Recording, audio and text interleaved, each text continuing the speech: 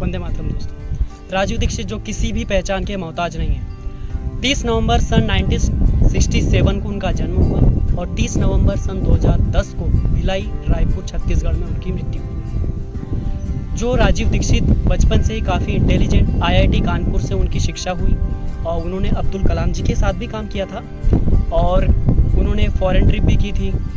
एक एम्स्टर्डम करके कोई शहर है, वहाँ पर उनका एक वेबिनार हुआ था जहाँ पर विदेशों के पूरे एक वैज्ञानिकों का पूरा जो है वहाँ पर सेमिनार होने के बावजूद वहाँ पर क्या हुआ कि सभी लोग अपनी एक मातृभाषा में अपना वक्तव्य देते थे, लेकिन राजीव भाई भी उन्होंने क्या किया कि अंग्रेजी में वक्तव्य दिया।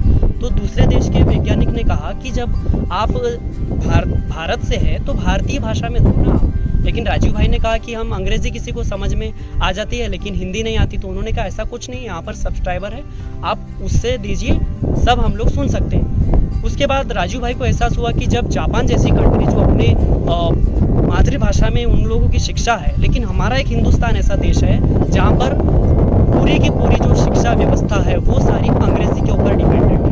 उसके बाद सन 2000 में वो लोग रामदेव से मिले। रामदेव से मिलने के बाद क्या हुआ कि जो पतंजलि सन 2010 में स्टेबलाइज्ड हुई थी, उसके बाद तब तक तो उसको कोई नहीं जानता था। सन 2010 में जब उनकी मृत्यु हुई और 1990s में उन्होंने आज़ादी बचाओ आंदोलन ये सब उन्होंने शुरू किया था। उसके बाद भारतीय आज़ादी बचाओ आंदोलन, भारत स्वाभिमान संगठन का, जिनका रामदेव ने उनको कहना चाहिए सचिव भी बनाया था। लेकिन जब 2010 में जब उनकी मृत्यु हुई तो उस वक्त ये कहा जाता है कि रामदेव से जब प्रदीप भाई ने बात की थी, उनके जो भाई हैं उन्होंने बात की तो उन्होंने कहा नहीं ठीक है, सब कुछ ठीक है, आप टेंशन मत लो।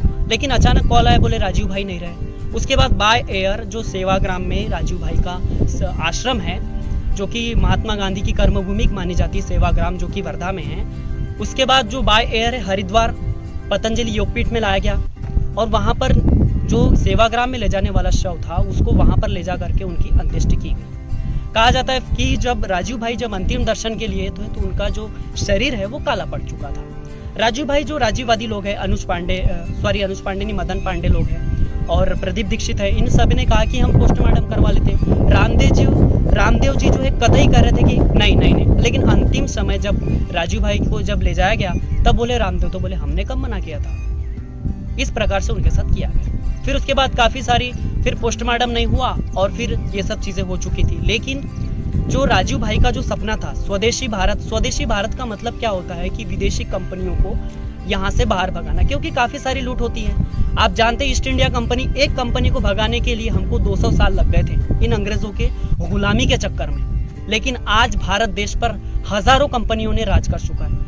ये निकम्मी सरकार जो इस वक्त हम लोग चुन कर इनको लूटने का लाइसेंस देते हैं, आज तक इन्होंने कोई नहीं भगाया। अगर कोई सरकार 500 कंपनियों को आमंत्रित करती है, विदेशी कंपनियों को, तो दूसरी जो सरकार हम चुन कर लाते हैं उसको 600 कंपनियों को करती है, उससे ज़्यादा करेगी, ये है। और दूसरी चीज़, हमारे यहाँ जो मैन्युफैक्चर कंपनियाँ हैं उनको सब ये बंद करते जाती है। आपको तो पता ही होगा कि हमारे MP में कितने सारे प्लांट्स थे, छिंदवाड़ा में खुद प्लांट्स था, लेकिन उनको एक जब निर्वाचन जब होता है तब शुरू कर दिया जाता है और जब खत्म तो सब कुछ खत्म, निर्वाचन खत्म, चुनाव खत्म, सब कुछ खत्म। और उसके बाद आप तो जानते हैं हमारे देश में इतनी बेरोजगारी दर बढ़ रही है, जो भारतीय इकोनॉमी का 3% जो है वो सारा सिस्टम चलाने में खर्च होता है, 1% केवल एजुकेशन और पॉपुलेशन के ऊपर खर्च होता है। यही जो सिस्टम है वो अंग्रेज चलाते थे और वही सिस्टम हम लोग चला रहे हैं। 1947 को हम लोग आज़ाद हुए, लेकिन आज तक इंडियन कॉन्स्टिट्यूशन को चेंज करने का कोई भी किसी ने हिम्मत नहीं की। आप जानते हैं इस बात को। आज की वीडियो में बस इतना ही,